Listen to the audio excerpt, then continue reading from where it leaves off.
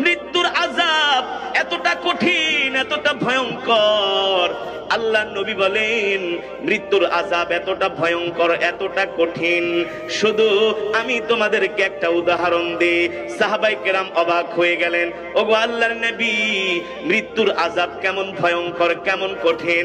আল্লাহর নবী বলেন, একটা জীবিত ছাগলের শরীর থেকে যদি চামড়াটাকে টেনে টেনে খসানো হয়, ওই ছাগল বকরিটা যতটুকুন কষ্ট পায় তার চাইতে আরো হাজার হাজার কোটি কোটি গুণ কষ্ট পায় একজন মানুষকে যখন মালাকুল মউত তার জান কবজ করে।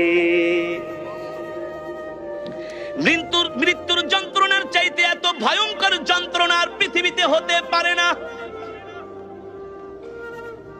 এই কারণেই দেখবেন কিছু মানুষ মৃত্যুর সময় চোখগুলো বড় বড় করে তাকায়, করে না? ও যুবক, মালাকুল মউত কিন্তু তোমাকে ছাড়বে না। মালাকুল মউতের হাত থেকে কেউ বাঁচতে পারে নাই, পারবেও না।